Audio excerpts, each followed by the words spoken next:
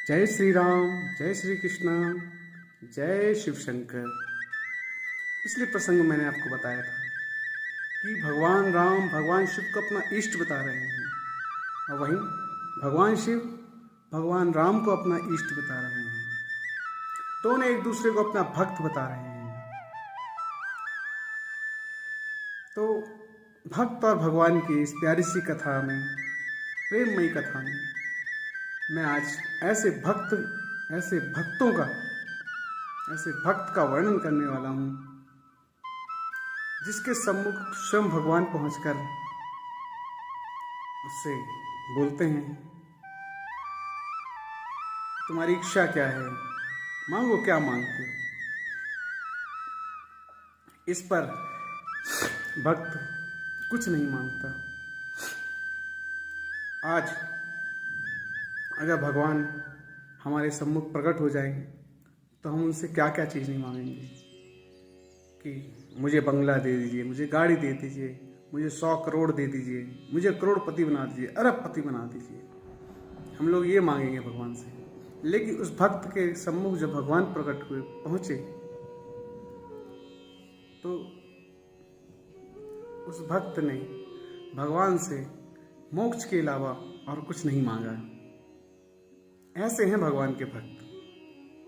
तो रामायण का एक प्रसंग है, मैं वही आपको बताता हूँ। भगवान राम को वनवास होता है। भगवान राम अयोध्या की सीमा पार करते हैं, प्रयागराज की सीमा में पहुंचते हैं। वहां पे उनकी मुलाकात उनके मित्र निषाद राज से होती है। निषाद राज सारी स्थिति, सारी कहानी सुनने के बाद उनको अपने निवास स्थान में रहने के लिए बोलते हैं। लेकिन भगवान राम जो मर्यादा पुरुषोत्तम है, वो अपनी मर्यादाओं को निषाद राज को बताते हैं और वहीं एक वृक्ष के नीचे विश्राम करते हैं। भगवान राम को वृक्ष के नीचे विश्राम करता देख निषाद राज भी अपनी रात्रि वहीं एक वृक्ष के किनारे गुजारते हैं। प्रातः होता है। भगवान राम निषाद राज से बोलते हैं कि मित्र, मुझे गंगा के उस पार जाना है और किसी नाविक से मुझे मिलाइए जिससे मैं गंगा के उस पार जा सकूं। उस पर निषाद राज राम भगवान, सीता माता, लक्ष्मण जी को लेकर गंगा किनारे पहुंचते हैं और केवट को बुलाते हैं और केवट को बताते हैं कि केवट, ये अयोध्यापति पुरुषोत्तम राम हैं, ये हमारे प्रभु हैं, हमारे आराध्य हैं। केवट जो राम भगवान का बहुत बड़ा भक्त था, बहुत प्रेम करता था। तभी भगवान राम उसको दर्शन देने के लिए, उसको कृतार्थ करने के लिए, उसको मोक्ष प्रदान करने के लिए गंगा किनारे पहुंचते हैं। केवट ये देख के मन ही मन बहुत प्रसन्न होता है कि मेरे प्रभु, मेरे आराध्य मेरे द्वार पे आ गए। फिर भगवान राम केवट से बोलते हैं, केवट, नाव को तनिक पास मिलाओ जिससे हम लोग आराम से नाव में बैठ सकें। केवट बोलते हैं, नहीं प्रभु, यह संभव नहीं है। अगर आपने मेरी नाव को पैर रखा और मेरी नाव स्त्री बन गई तो मेरी तो रोजी रोटी इसी से चलती है। और मुझे पता है कि आपके चरण लगने से एक पत्थर जो है स्त्री में परिवर्तित हो गया। यह तो मेरी रोजी रोटी है, यह अगर स्त्री में परिवर्तित हो गई तो मैं अपने परिवार का भरण पोषण कैसे करूँगा। सर्वप्रथम मैं आपका चरण धोऊंगा और चरण धोने के बाद जो जल है उसको ग्रहण करूँगा कि हाँ, इसका कुछ प्रभाव नहीं है। भगवान राम से अनेकों बार आग्रह करने पर भगवान राम से आज्ञा देते हैं। इस पर भगवान राम जब आज्ञा देते हैं तो केवट राज को ध्यान आता है अपने परिवार का कि भगवान राम के चरण अमृत को पीकर मैं तो मोक्ष प्राप्त कर जाऊंगा, लेकिन मेरा परिवार यहीं का यहीं रह जाएगा।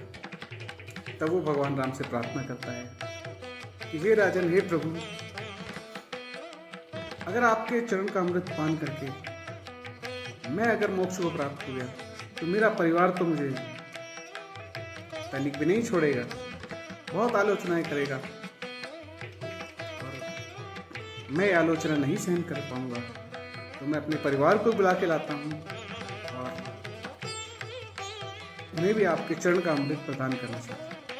इस पर भगवान राम अपने भक्त की ये मनमोहक लीला देखकर अति प्रसन्न होते हैं और आज्ञा देते हैं। भक्त अपनी पत्नी सहित अपने पूरे संपूर्ण गांव वालों को ले आता है। यह देखकर भगवान राम भक्त की ऐसी सुंदर मनमोहक भावना देखकर बहुत प्रसन्न होते हैं। केवट पहुंचते हैं, भगवान राम के चरण धोते हैं, उनका अमृत पान करते हैं। अमृत पान करके अपने परिवार को कराते हैं, अपने पूरे गांव वालों को कराते हैं और अपनी नाव में श्री राम भगवान, सीता माता और लक्ष्मण जी और केवट और निषाद राज को लेकर गंगा के उस पार पहुंचते हैं। गंगा के पार करने के बाद भगवान राम बहुत सच्चाई मुद्रा से केवट की तरफ देखते हैं। एक स्त्री जो अपने पति को कभी भी किसी परिस्थिति में मुश्किल में देखती है तो सबसे पहले वही अपने पति के साथ खड़ी रहती है। यह सीता माता ने जब देखा कि उनके पति बहुत शर्मिंदा हैं कि उनके पास कुछ नहीं है, मन ही मन बहुत यह स्थिति देखकर सीता माता अपने हाथों की अंगूठी निकालकर भगवान राम के हाथों में देती है कि आप इनको गंगा पार कराने की ये कीमत दे दें। जब भगवान राम सीता माता से ली हुई अंगूठी को केवट राज को देने लगते हैं तो केवट राज बोलते हैं कि प्रभु, व्यापारी कभी व्यापारी से व्यापार नहीं करता। इस पर भगवान राम बोलते हैं, तुम व्यापारी हो, तुम नाव से इस पार से उस पार पहुंचाते हो, मैं व्यापारी नहीं हूँ केवट। इस पर केवट राज बोलते हैं, प्रभु आप तो भव से पार लगाने वाले हैं, आप तो मोक्ष प्रदान करने वाले हैं।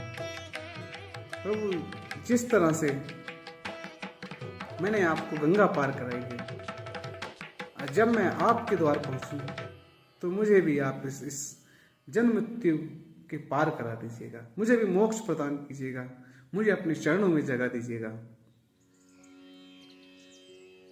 इस तरह के आचरण को देखकर भगवान राम अति प्रसन्न होते हैं और केवट राज को अपना मित्र बताते हैं। बोलते हैं, तुम आज से मेरे मित्र कहलाओगे। फिर सीता माता, लक्ष्मण जी, राम भगवान निषाद राज के साथ यमुना किनारे महर्षि भारद्वाज जी के आश्रम पहुंचते हैं। भारद्वाज जी के आश्रम पहुंचने पर भगवान राम उनके चरण स्पर्श करते हैं, उनकी वंदना करते हैं, उनके सम्मुख बैठते हैं। एक स्थान पर निषाद राज भगवान राम के चरण के सम्मुख बैठने लगते हैं। उस पर ऋषि भारद्वाज जी बोलते हैं, जिसे भगवान राम ने अपना मित्र बना लिया हो वह नीचे नहीं बैठता, वो भगवान का भक्त हो जाता है, वो भगवान के सम्मुख ही बैठता है, समकक्ष ही बैठता है। तो भगवान ऐसे हैं। कोई बोलता है कि भगवान हम पिछड़ी जाति के नहीं हैं, तो मैं आपको बता देना चाहता हूं कि भगवान ने जब अयोध्या छोड़ा तो उन्होंने आदिवासी, केवट, बानर, भील, इन सब का ही सहयोग लेकर सीता माता को रावण के चंगुल से छुड़ाया था। तो दोस्तों, भगवान हमारे हैं, हम भगवान के हैं, राम हमारे हैं, हम राम के हैं। किसी को भी ये नहीं सोचना चाहिए कि भगवान जो हैं वो सिर्फ उच्च जाति वाली के हैं। नहीं, भगवान राम सभी के हैं और सर्वप्रथम भगवान राम उनके हैं जिनका समाज शोषण करता है। तो भगवान राम के बन के रहिए, भगवान राम सदैव आपके हैं। आप सभी को मालूम है कैसे भगवान राम ने रावण को मारा। रावण को मारने के बाद श्री राम भगवान अयोध्या पहुंचे। अयोध्या पहुंचने लगे तो उनके राज्याभिषेक की तैयारी होने लगी। ये राज्याभिषेक की जब तैयारी हो रही थी तब भरत राम भगवान के पास पहुंचते हैं और बोलते हैं, भैया मैंने अभी सारे सगे संबंधियों को, सारे आपके मित्रों को, मेरे मित्रों को संदेशा भेज दिया है। अगर मुझसे कोई चूक हो रही हो और आपके ध्यान में कोई आपका मित्र हो तो मुझे बताइए। तब भगवान राम भरत को बताते हैं कि मेरा एक परम मित्र है केवट, राज्याभिषेक में उनको जरूर आमंत्रित कीजिए। तो भगवान राम का जब राज्याभिषेक होता है तो केवट राज्य को भी बुलाया जाता है, आदर सम्मान किया जाता है और भगवान राम केवट राज को उचित स्थान देते हैं, उनका सम्मान करते हैं। और आजकल के दौर में जब कोई उच्च पद पे पहुंच जाता है तो अपने नीचे वाले दोस्तों को लोग भूल जाते हैं। तो मित्र बनिए तो भगवान राम जैसे, कि जो अपने छोटे से छोटे मित्रों को भी याद रखते हैं। तो ऐसी प्यारी प्यारी कथा लेकर, ऐसे प्यारे प्यारे भक्तों के प्यारे प्यारे प्रसंग लेकर मैं आता रहूँगा। अगली कथा रहेगी भगवान राम के ऐसे भक्त की जिसने भगवान रामचंद्र के साथ वनवास गुजारा। मैं लक्ष्मण जी की बात नहीं कर रहा हूँ, उन्होंने भी भगवान राम की तरह वनवास गुजारा। ऐसे भक्ति की बात कर रहा हूँ। आप लोगों को पता हो जरूर बताइएगा कमेंट में। तो मिलते हैं अगले प्रसंग में। जब तक के लिए जय श्री राम, जय शिव शंकर, हर हर महादेव, जय श्री कृष्णा। भगवान आप सब पर अपनी कृपा बनाए रखें, आपको अपनी भक्ति प्रदान करें और अंत समय आप सभी मोक्ष को प्राप्त हों। ऐसी कामनाओं के साथ मैं अगला वीडियो फिर से लेके आऊँगा। आप लोग जरूर आइएगा। जय श्री राम।